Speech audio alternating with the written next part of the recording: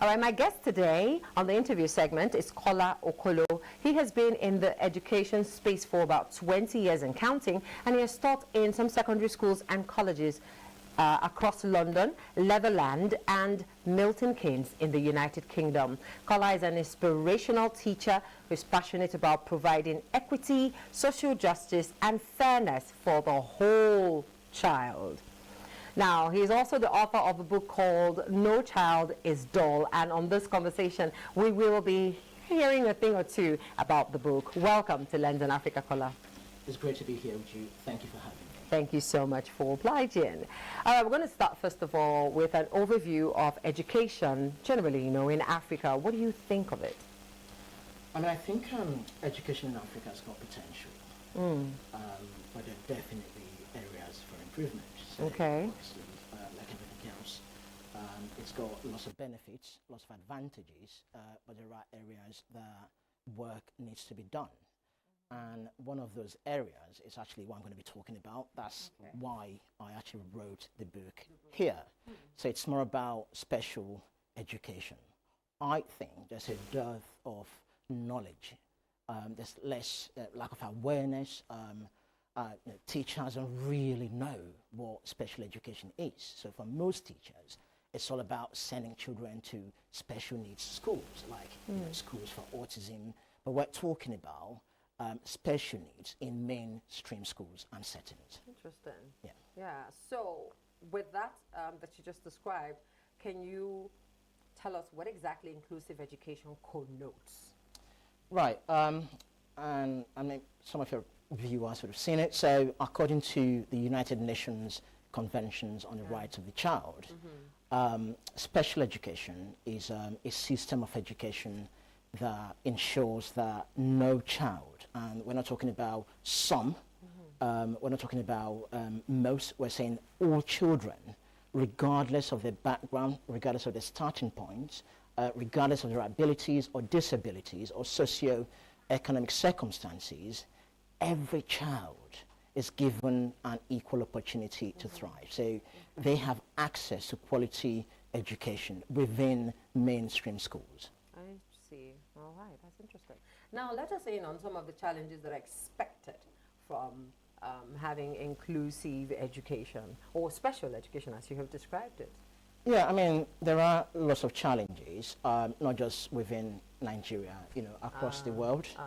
But of course, this book specifically talks about some of those challenges here. So, for example, one of the biggest challenges, which cuts across not just special education, but education entirely, is funding. There's spending cuts. Schools are not adequately funded, and because if they're not well funded, it's always going to be difficult to recruit the right teachers. Now, that leads to the second problem, which is the issue of recruitment and retention. We're not recruiting adequate, well-qualified teachers. And even when we do recruit them, there's always going to be the problem of retaining them. Now, obviously... sorry for interrupting. Yes. Why is there a problem with retaining them particularly? Yeah, so in terms of retaining them, it's kind of linked to recruiting as well. Now, teaching is a very tough gig. The amount of scrutiny, the remuneration isn't the greatest out there. It's not glamorous. It's a profession, but equally it's a calling. And not everybody can actually hack it. Teaching has got very large cognitive load. There's a lot of work to be done. There's high level of scrutiny. There's massive accountability. And when people get into it, within the first 5 years, they're thinking, oh my goodness, have I been set up? Have I made a mistake? They're looking at other jobs, other professions, and thinking, maybe I can do better in other jobs. Now, this is actually quite evident in the sense that in the UK, within the first 5 years, you've got 44% of people leaving the profession because it's incredibly tough. In Australia, you've got something around 35%. In Nigeria, within the first 5 years, you've got about 30% of new teachers leaving the professions. And this is even higher when you go to the rural areas, because they have problems as well. It's actually worse than people in urban areas in the country. Now, yes, so that is a problem in terms of the recruitment, retention. But you can think about like resources as well. A lot of schools, they haven't actually got the resources to support children that have special needs. And I'm talking about physical resources. So for example, if you've got someone that has quadriplegia or paraplegia and they need or they use wheelchair. Now, a lot of schools in this country, they haven't got wheelchair access, they haven't even got ramps, and it makes it incredibly difficult. We are in a country where they stigmatize children with learning disabilities. There's a huge misconception around it because the teachers equally themselves, they know very little about special education, and that is a huge problem. Now let's talk about strategies. So today we're talking about inclusive and innovative education. Yes. Can you share some strategies or innovations that can help navigate through the barriers of what you just described? Yeah, I mean, teaching has changed significantly in the last decade.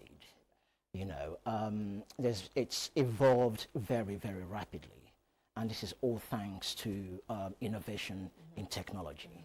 So most schools and universities, not just schools in Africa, schools globally, they now use a lot of digital aids in their classrooms, and this is more apparent, especially during COVID. Pre-COVID, I don't think a lot of people knew anything about Zoom. Now, obviously, necessity is a mother of invention, so during COVID, we had to somehow educate our children. So home learning became very important, using digital devices like, tablets, and phones, and laptops became absolutely necessary for us to actually educate the children. Now, we can look at a range of innovations. For example, you can look at digital content libraries around the world. You can look at augmented reality, virtual reality. We can look at audiobooks, for example, or dictaphones or dictation software that we can use in the classroom to support less kids with special needs. But the key one for me is social media for collaborative learning. And during COVID, we found out how important it was to use things, social media like Google Classroom, Google Meet, Microsoft Teams. Even if you go to, as far as Australia, if you go to the outback, where obviously it's in the middle of nowhere, it's an arid area in the middle of nowhere, where schools are literally far from everybody else. The Aboriginal people there, what they used to do was learning by correspondence, but now with the innovation in technology, you can sit in the comfort of your dining room or your living room, and you can teach hundreds of people at the same time. Now, this is where we need to go. We need to take this a little more seriously, so people in rural areas can actually get access to what we're looking at, because we want teaching, from what I said at the beginning, we want it to be, I want to make sure that no one is left behind. We want to make sure that every child has that equal access to quality education. Because the main reason is when they've got that access, right, they can make progress, they can improve their learning, their life experiences, and they can go on to interests or destinations that meet their interests, their aspirations, and of course meeting the content of the course of study. All right, that's interesting. Now, you mentioned other countries, of course, that are non-African, use them as examples. I'd like to know if there is any particular African country, or, let's bring it back home to Africa. Is there anyone that you can use as an example who, they're putting out any of these systems that you've just mentioned, and they're either thriving in it? So it's either you've heard of it, you've been a part of it, because I know that you've been around Africa a bit. Yes. Yes. So is there any success story you'd like to share with regards, rather, to innovation? I mean, there are examples, like I've mentioned. They're not isolated cases. They're not limited to developed countries. So you've got schools here, some really good schools as well, that use some of these digital devices, so students here, they're equally catching up. By here, do you mean Nigeria? I'm talking specifically about Nigeria now. Okay. So if you go to some schools, because of course the schools, they vary, you've got some really good schools and some not great schools. But if you go to some of those really good schools, there's been huge success stories where they're learning and they're using all these assisted devices. What we would want is for this to be rolled out to more schools, so children can have those equal access, and I think that's what we need. Now, if I go back to the other part of the question, because I think it's a two-pronged question, the first part was all about innovation, and then the other part is what we can actually do to support it. Now, despite the improvement in innovation, right, in this book, from thorough research, there are 5 simple steps that schools can adopt and they can support those children. Now, the first key thing, when a child walks in through that door as a teacher, you have got to know that child. You've got to assess their learning needs. How can you do that? It's very simple. You can get teachers' assessments, right, from other teachers about that child. It can be a test, like a baseline test to assess their reading age. You can talk to that student, think about their experiences. You can speak to the parents, get their views. Also, if the school has available behavior data, you can tap into that as well. So you're formulating very thoroughly about that child. Now, once you know that child, right, the next stage is you need to now identify the barrier in front of that child, because every child can learn.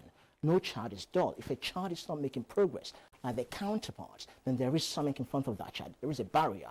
Now, it's on you as a professional, the practitioner, to ensure that you identify the barrier.